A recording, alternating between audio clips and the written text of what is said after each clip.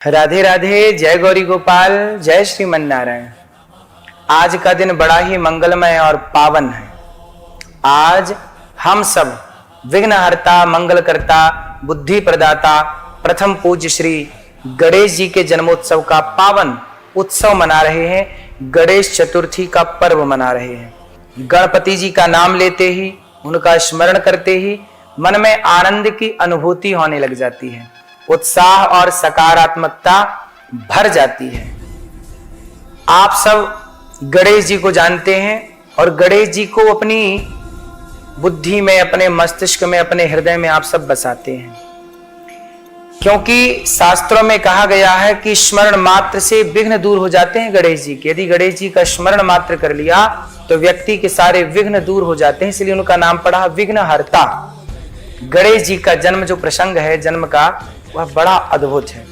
पुराणों में कथा आती है कि माता पार्वती जी ने स्नान करने के लिए अपने शरीर के उबटन से एक सुंदर बालक की रचना की और उसे द्वार पर देखो माता पार्वती जो है, उन्होंने अपने तेज से, अपने शरीर से, अपने संकल्प शक्ति से उन्होंने वह बालक को तैयार कर दिया और वह बालक को कहा कि आप द्वार पर खड़े हो जाओ, कोई अंदर ना आने पावे।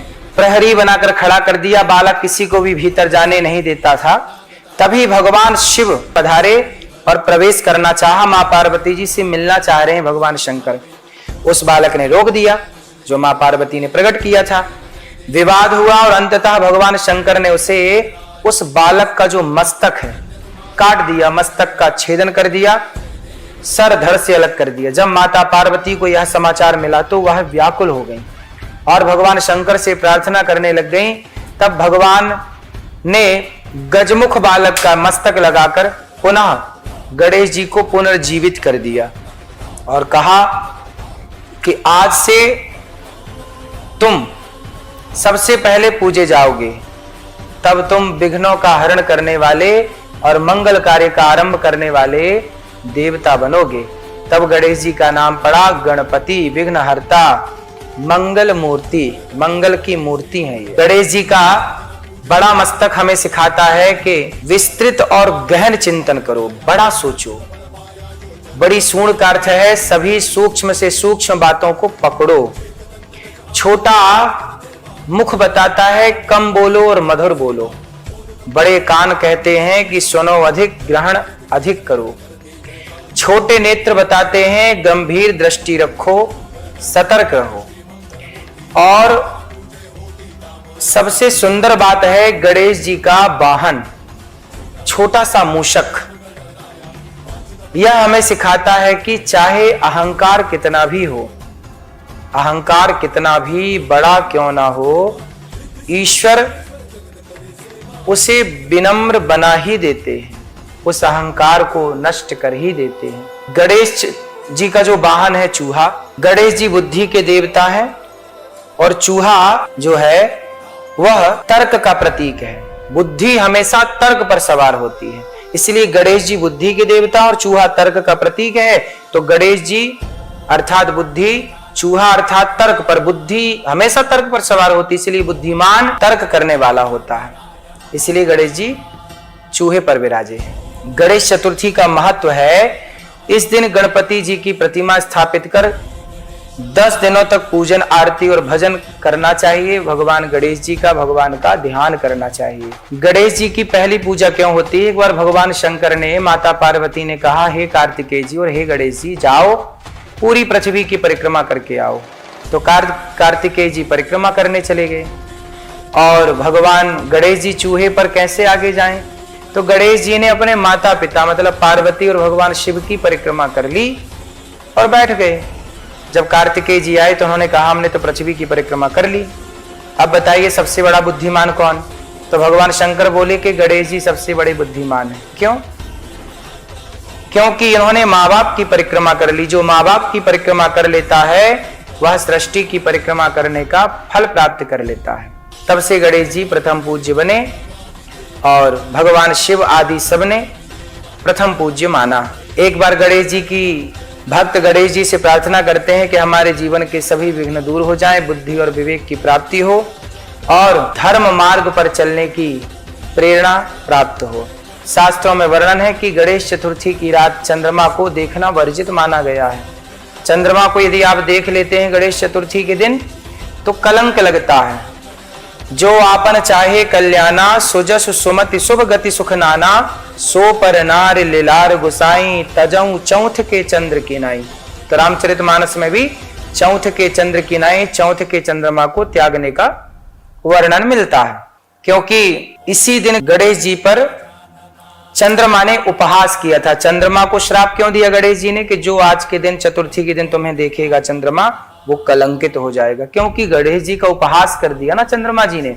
इसलिए आज के दिन से जो व्यक्ति चांद का दर्शन करेगा वो झूठा आरोप लगेगा, कलंकित होगा, ऐसा श्राप दिया। तभी से परंपरा चली कि इस दिन चांद देखने से बचा जाए। यदि गलती से देख लिया हो तो भगवान श्री कृष्ण के दूसरे और तीसरे विवाह की कथा सुनने से यह दोष समाप्त हो जाता है। स्यमंतक मणि की कथा सुन लो, समाप्त हो जाता है ये दोष।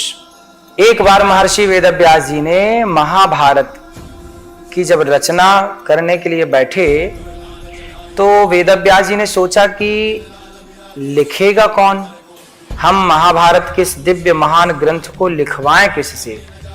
तो जब लिखवाने का निश्चय किया तो उन्होंने सोचा कि इतिहास इतना बड़ा है, ये ग्रंथ महाभारत का इतना बड़ा है, इसे लिखने के लिए किसी विशेष लेखक की जरूरत है। तो कौन इसे लिखेगा? तब व्यास जी ने गणेश जी से कहा कि हे गणेश जी, आप मेरे लिए यह महाकाव्य लिख दीजिए। तो गणेश जी मान तो गए, परंतु गणेश जी ने एक शर्त रखी कि कलम जब मैं लिखूंगा तो लिखते समय एक पल के लिए भी मैं रुकूंगा नहीं, और यदि रुक गया मैं तो वहीं बंद कर दूंगा। तब वेदव्यास जी ने कहा ठीक है, आपकी शर्त मैंने मान ली, पर आप भी मेरी एक शर्त मान लीजिए कि आप बिना अर्थ समझे कोई भी श्लोक नहीं लिखेंगे। इसलिए जहां वेदव्यास जी ठहरना चाहते थे, कुछ सोचना चाहते थे, तो एक कठिन श्लोक दे देते थे गणेश जी को, ताकि वो सोचने में उनको टाइम लग जाए और ये अपना सोच लें। तो गणेश जी हर श्लोक को समझ के उसका अर्थ समझ के लिखते थे। फिर क्या था, व्यास जी जब थोड़ा चाहते कि श्लोक थोड़ा और सोच लूं और कुछ अच्छा कर लूं, तो वो कठिन श्लोक बोल देते और गणेश जी उसका अर्थ करने में थोड़ा टाइम लगा लेते। इतने में महाभारत, इस तरह से महाभारत पूरा हुआ। तो वेदव्यास जी कहते गए, गणपति बप्पा महाभारत को लिखते गए। तो संदेश बच्चों के लिए है कि धैर्य से, बुद्धि से कोई भी बड़ा काम किया जा सकता है।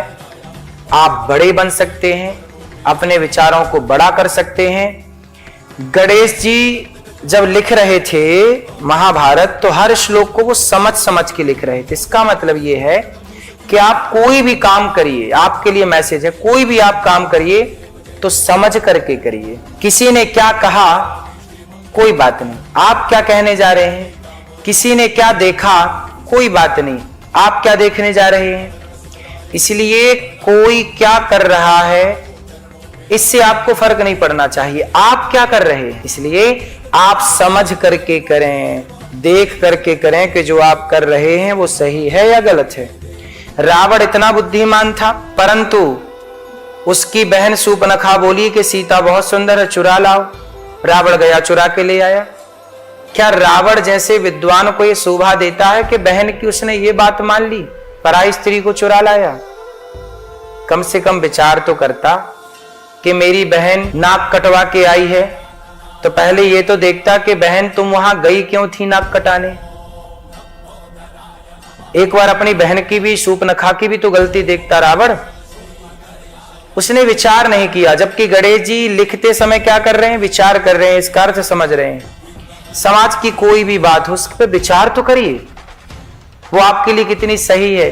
अब जैसे आपके दोस्तों ने कह दिया कि यार शराब पी लेते हैं, चलो, एक बार विचार तो करिए कि शराब पीने से कितनों का भला हुआ, तुम्हारा क्या भला होगा। इसलिए कोई भी काम बिना विचारे जो करें सो पाछे पछताएं, काम बिगाड़े आपनो जग में होत हंसाएं। इसलिए कोई भी कार्य करिए विचार करके करिए, बिना विचारे कोई भी कार्य मत करिए, उलझन बड़ी होगी। परेशानी बड़ी होगी। इसलिए आप अच्छे सच्चे रास्ते पर चल रहे हैं तो जरूर विचार करिए। गणेश जी हमें सिखाते हैं जीवन में हर कार्य की शुरुआत ईश्वर का स्मरण करके करें। कोई भी कार्य करें तो परमात्मा का स्मरण करें। कठिनाई आए तो धैर्य और विवेक से उसका समाधान करें। और सबसे बड़ी बात है अहंकार को त्याग कर विनम्रता को अपनाएं। तो आइए इस पावन पर्व पर हम सब मिलकर के प्रार्थना करें कि हे गणपति बप्पा, हमारे जीवन से सभी विघ्न दूर करो, सद्बुद्धि दो और समाज में धर्म सेवा व प्रेम की ज्योति जलाए रखो। गणपति बप्पा मोरया, मंगल मूर्ति मोरया। आप सबको गणेश चतुर्थी की बहुत बहुत शुभकामनाएं। भगवान गणेश जी सदा आप पर और आपके परिवार पर कृपा करुणा बनाए रखें और बरसाते रहें। यही ईश्वर से मंगल कामना है कि आप सुखी स्वस्थ रहें। और गणेश जी बहुत को सिखाते हैं। गणेश जी को लड्डू का भोग लगता है। लड्डू अनेक दानों से मिलकर बना होता है। जैसे कई दाने इकट्ठे हो जाते हैं, ऐसे हम सभी सनातनियों को संगठित रहना चाहिए, लड्डू की तरह एक होके रहना चाहिए। और जैसे लड्डू मीठा होता है, हम सनातनियों को आपस में संबंध मीठे रखने चाहिए, मिठास हो रिश्तों में, और हम सभी सनातनी संगठित रहें। जय श्रीमन नारायण, जय श्री कृष्णा, राधे राधे। संगठित रहिएगा, यही गणेश जी का ये पावन त्योहार हमें समझाता है। जय श्री कृष्णा।